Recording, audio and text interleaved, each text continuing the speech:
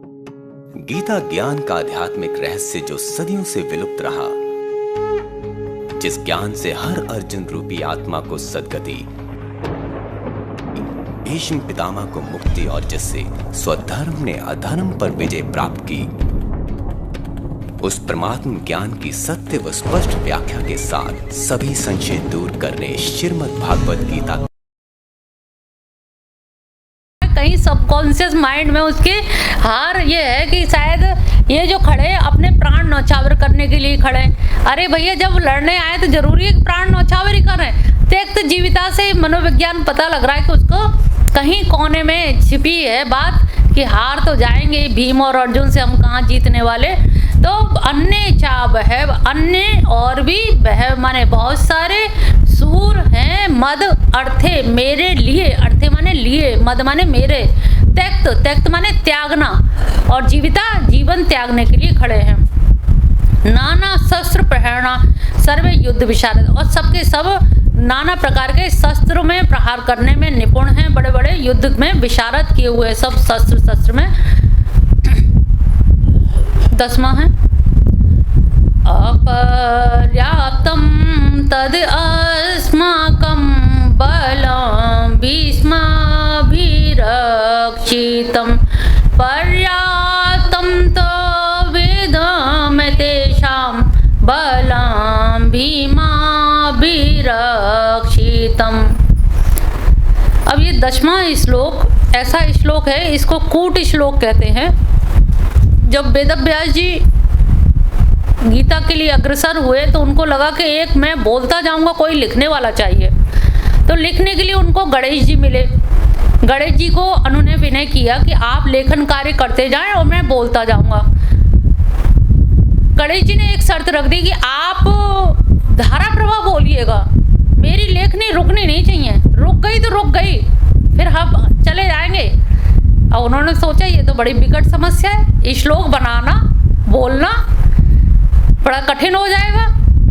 उन्होंने भी अपनी एक शर्त रख दी कि ऐसा है, हर श्लोक का अर्थ समझते हुए लिखना।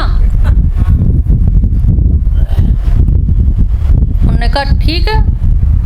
अब उन्होंने ये श्लोक बोला तो बस सिर खुजाने लगे गणेश जी, इसका क्या अर्थ होगा, क्योंकि अपर्याप्त है। समझना इसका, अरे अपर्याप्त, हमारी सेना बहुत बड़ी है लेकिन अपर्याप्त है। समझ ही नहीं आ रहा है इसका, बड़ी है तो अपर्याप्त कैसे हुई। बलम भीष्म अभिरक्षित है, भीष्म के द्वारा भी अभिरक्षित है और फिर भी अपर्याप्त है। ये तो बड़ा विरोधाभास लग रहा है ना।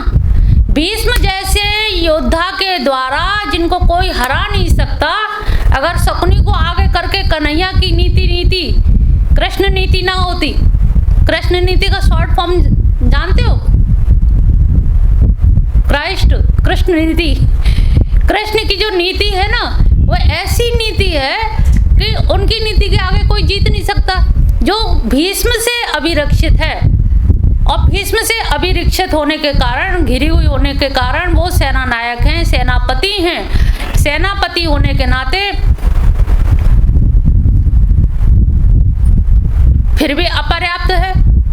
गणेश जी को ये बात कुछ समझ में नहीं आई। योद्धा भी है, बहुत बड़े हैं, और पर्याप्त भी है। और पर्याप्तम उनकी जो है भीम से अभिरक्षित है, फिर भी पर्याप्त है।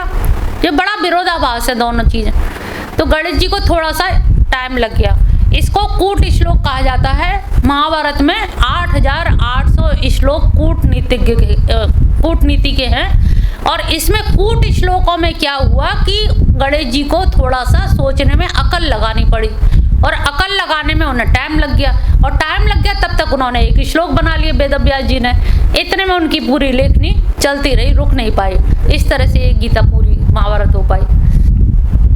तो ये कूट श्लोक कहा जाता है, और टोटल कूट श्लोक 8800 है महाभारत में।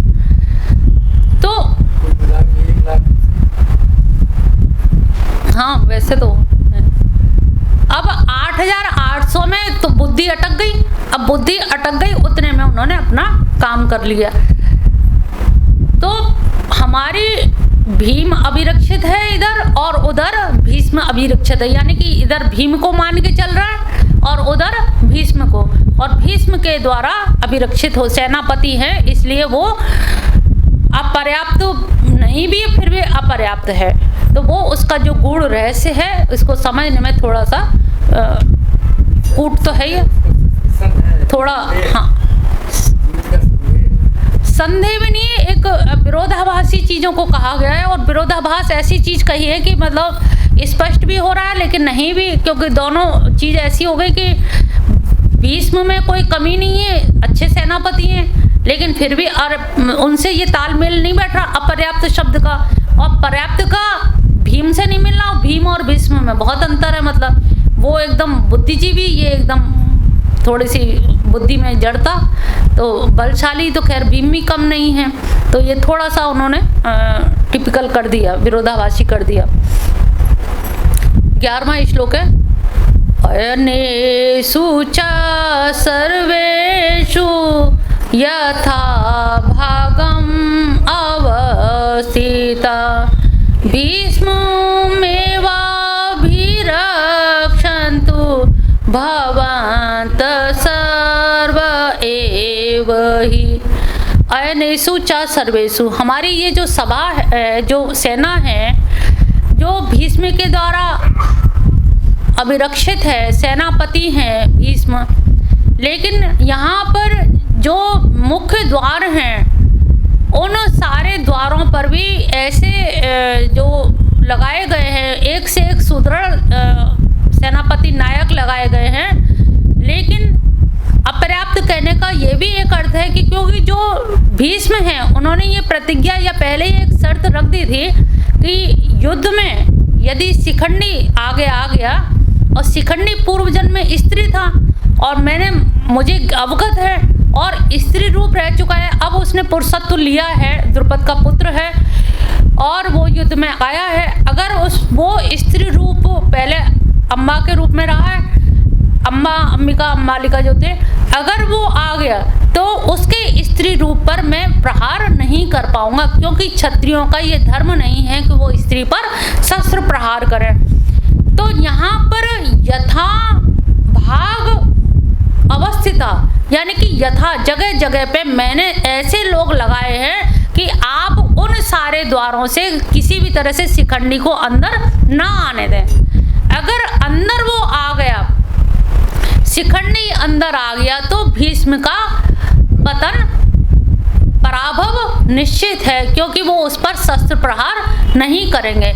इस अर्थ में उनका कहना अपर्याप्त था कि वो अपर्याप्त इस मतलब में, अगर शिखंडी आ गया तो एक ऐसी सिचुएशन है कि जिसमें उनकी हार निश्चित है, और वो ऐसा हुआ भी कि शिखंडी को आगे करके जब अर्जुन ने धनुष बाण चलाए तो वो सरसैया पर आ गए, धनुष पूरी सैया बन गई, तो इसीलिए वो उसको बता रहा है कि वो अपर्याप्त है। भीष्ममेवाभिरक्षन्तु भवन्त, आप ही उसके सर्वे सर्वा आप ही के द्वारा और भीष्म के द्वारा पूरी सेना अभिरक्षित है, रक्षित की जा रही है, चारों ओर से सब यथा स्थान मैंने लगा भी दिए हैं। फिर भी 12वां श्लोक है, तस्य संजानय हर्षं कुरु वृद्ध पितामहं सिंहनादं विनद्य शंखं दद्मौ प्रतापवानम्। अब द्रोणाचार्य के पास जहाँ ये गया है दुर्योधन, द्रोणाचार्य के जस्ट बगल में ही भीष्म पितामह खड़े हैं। अब इसकी घबराहट भीष्म पितामह देख रहे हैं कि द्रोणाचार्य से कह रहा है, और वो समझ सब रहे हैं कि ये बालक है, इसमें अभी बुद्धि तो है नहीं है, लेकिन घबरा के कुछ का कुछ बोले जा रहा है, कुछ का कुछ निकलता तो समझ लो अंदर से घबराहट है, लेकिन कह भी नहीं रहा, मुलम्मा चढ़ा रहा है अपनी कमी को। इसमें जैसे जो आदमी पापी होता है उसे पता होता है कि मैंने पाप किया, चोर को पता होता है कि नहीं मैं गलत काम कर रहा हूँ, तभी तो अंधेरे में जाता है ना, नहीं तो दिन दहाड़े करे, उसको पता है कि चोरी करना पाप है, तभी तो छुप के जाता है, तैयारी से जाता है। तो उसको मालूम है कि मैंने पाप किया है, अनाचार किया है, किसी का हक मारा है, किसी की जमीन मारी है, बंटवारा मैंने नहीं किया, मैंने युद्ध के लिए ललकारा है। वो लोग तो नहीं चाह रहे थे, संधि प्रस्ताव भी आया था, ये युद्ध की घोषणा मेरी ओर से ही हो रही है।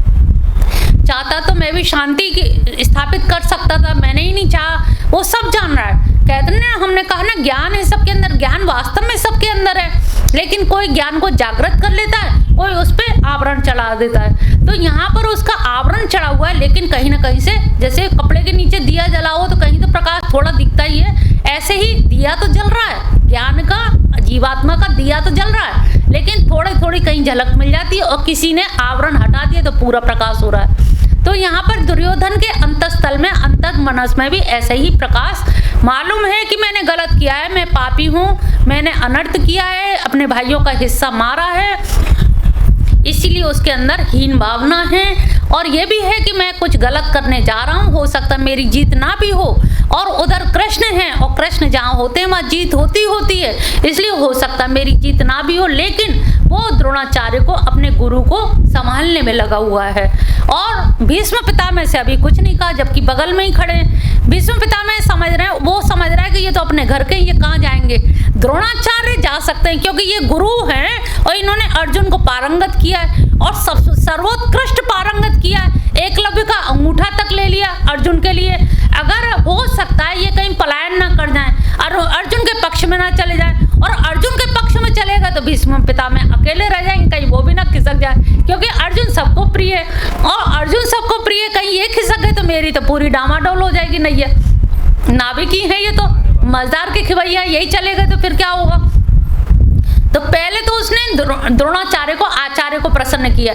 तो आचार्य को जब प्रसन्न कर रहा है तो भीष्म पितामह समझ रहे कि ये बड़ा नादान बालक है, और नादानी के मारे उल्टी सीधी बातें कर रहा है, और अपनी कमियों को छुपाते हुए मुलम्मा चढ़ा के अपने आप को बड़ा वीर बहादुर सिद्ध करने में लग रहा है। पर्याप्त की जगह अपर्याप्त कह रहा है, अपर्याप्त को पर्याप्त बता रहा है। इसकी कोई वाणी पता नहीं लग रहा है, जैसे बच्चा तोतली भाषा बोलता है। उन्होंने कहा चलो छोड़ो, इसकी कोई बात नहीं।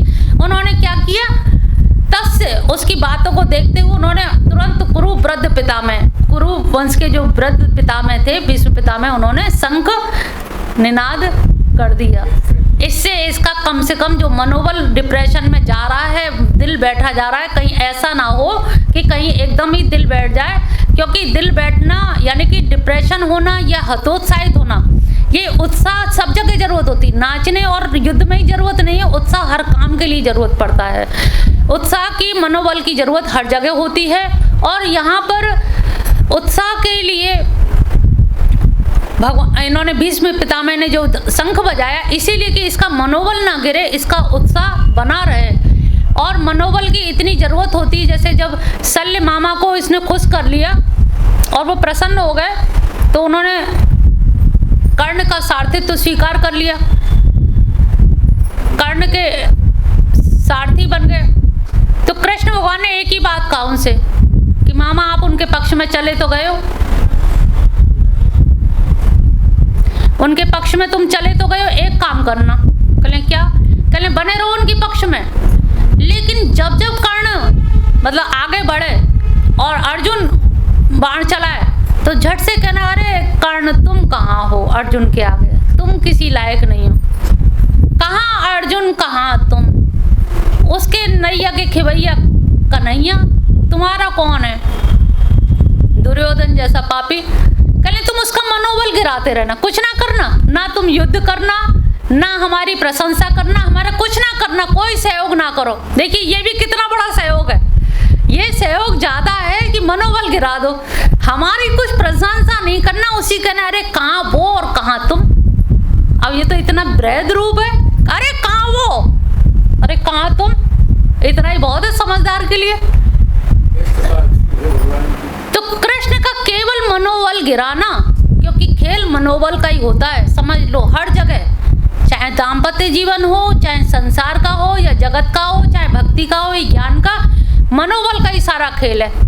मन से ही आदमी टूटता है, मन से ही जीता है, सब कुछ मन से ही हार है, मन की जीते जीत है। तो इसी तरह से यहाँ पर भीष्म पितामह ने देखा कि ये तो बालक है अपने ही कुल का, अब इसके पक्ष में हम खड़े हैं तो निभाना तो पड़ेगा ही, जब स्वीकार कर लिया तो निभाना है। जब सेना जब तैयार हो गई तो युधिष्ठिर उनसे वरदान ले पैर छूने गए, स्पर्श करने गए पितामह के, भीष्म पितामह के। जब चरण स्पर्श किए तो उन्होंने कहा विजयी भव। युधिष्ठिर ने ऊपर देखा, विजयी भव, तो आप इधर से क्यों लड़ रहे हैं? विजयी हम होंगे तो यहाँ क्यों लड़ रहे हो? उन्होंने कहा बेटा हमने इसका नमक खाया है, इसके राज्य के वैभव सुख को हमने कैश कराया है, हमने सुख भोगा है, राजपाट की इसकी जो सुविधाएं थी उनका हमने भोग किया है, अर्थ भी लिया है और काम भी, हमने कामनाएं पूर्ण की हैं। अर्थ के लोभी हैं हम और द्रोणाचार्य, हम अर्थ के कामी हैं, अर्थ लोभी हैं, इसलिए हम उन्हें उसका नमक खाया है, इसलिए उसकी सी बजानी पड़ रही है। और आज भी कहते हैं जिसका नमक खाया है, नमक खाने की निभानी पड़ती है, इसलिए नमक सोच विचार के खाना। प्रसाद का इंतजाम करो। तो जब उन्होंने कहा कि नहीं हम मतलब अर्थ के कामी हैं, तो वही उन्होंने कहा कि भीष्म पितामह ने कि मैंने जब इनका तो वो ले ही लिया है, जब मैंने इनका जिम्मेदारी ले ही ली है, दायित्व ले ही लिया है, तो उन्होंने शंख निनाद कर दिया, शंख बजाया कि इसका मनोबल बना रहे कहीं, क्योंकि ये तो टूटा जा रहा है बिल्कुल ही, ये उल्टी सीधी बातें, पर्याप्त का अपर्याप्त कुछ से कुछ बोला जा रहा है। तो उसको धैर्य धारण कराने के लिए, उसका धैर्य धारण कराने के लिए कहा कि नहीं शंख निनाद होगा तो ये कम से कम इसमें जोश आ जाएगा। अरे भीष्म पितामह ने, बाबा ने अब कह दिया, भीष्म पितामह ने ओके कर दी, यानी कि अब तो मेरी जीत निश्चित हो जाएगी। शंखनाद विनोद शंखम दद्मम प्रतामवान। तो उन्होंने वो इतना, जब वो उस शंख को बजाया तो धीरे धीरे और भी संजयन हर्ष से मतलब सब और भी सारे के सारे, और जब शंख बजा और भी उनका हर्ष और उत्साह और वो चीज़ देखी तो उसको भी थोड़ा सा मनोबल मिला कि अरे भीष्म पितामह तो अपने साथ ही हैं। जो उसकी स्थिति डावाडोल हो रही थी, तो जो सब ओर से भीष्म की सुरक्षा को लेकर के जो कर रहा था कि कैसे भी कहीं ऐसा ना हो कि इनकी सुरक्षा में कहीं कोई हो, तो उन्होंने अपनी सुरक्षा भी मेंटेन करते हुए कि मैं निश्चित हूँ, मेरी तरफ कोई परेशानी नहीं है, और हर्ष के साथ में उन्होंने शंखनाद किया। इससे उनका थोड़ा सा मनोबल बढ़ा, और मनोबल बढ़ा तो अब देखिए हमारे कन्हैया क्या करते हैं। 13वां श्लोक है, तत शंखाश भैरस पड़वान गोमुख से हन्यंत सदस्तु मूलो भवत। अब देखिए तभी जैसे ही शंख बजा, उसके साथ ही साथ शंख के साथ साथ नगाड़े, ढोल, मृदंग, नरसिंगा आदि सारे सहब यानी अचानक ही सब बज उठे, जैसे खड़े बात कर रहे हैं और एकदम से सारे बज उठे। तो लगा रहे ये क्या हुआ, एकदम शंख बजा दिया बिना किसी उसके, लग नहीं रहा था अभी बजेगा, एकदम से शंख बजा दिया, नगाड़े ढोल सब चीज एकदम से बज गए। तो ये सहसा कैसे एकदम से बड़ा भयंकर शब्द हुआ, जब सारे के सारे एक साथ बजेंगे तो भयंकर शब्द तो हो गई, और इतना भयंकर शब्द हुआ कि सभी एकदम से चौंक गए, ये हुआ क्या, ये ऐसा कैसे हो गया एकदम से, अभी तो बात ही कर रहे थे दुर्योधन, अभी तो बात ही कर रहा था कहाँ कैसे क्या हो रहा है, बातचीत चल रही थी, और एकदम से सारे ढोल नगारे नरसिंगा सब बज गए। बड़ा आश्चर्य हुआ। अब दूसरी सेना तो थी तो वो कैसे चुप बैठती, भगवान जी तो सारथित्व निभा रहे थे, तो वो सारथी बन के कहाँ रहने वाले। जब एक तरफ से शंख सुना तो 14वां श्लोक है, तता श्वेत हर्युक्ते मैति सेन्दन स्थितौ माधवा पांडवा शिव दिव्यो शंखौ प्रदद्मतु। तब उसके बाद श्वेत हर्य युक्ते, अब यहाँ पर उनके घोड़ों का भी वर्णन दिया गया। श्वेत गंधर्व चित्ररथ थे तो वहाँ उन्होंने प्रसन्न होकर के अर्जुन को 100 घोड़े दिए थे, और 100 घोड़े में से ये था कि कोई भी मरेगा नहीं, 4 के 4 लगे थे तो 4 ही रहेंगे, उन्हें कहीं वो स्वर्ग तक में जाने की वो रखते थे क्षमता सामर्थ्य। तो ऐसे घोड़े उनको दिए। अब यहाँ पर क्या है, माधव और पांडव, यहाँ पर माधव शब्द लिया, देखिए शुरुआत कृष्ण का नाम लिया है तो अपने माधव का ही नाम पहले आया है। माधव, माँ यानी कि लक्ष्मी के जो पति हैं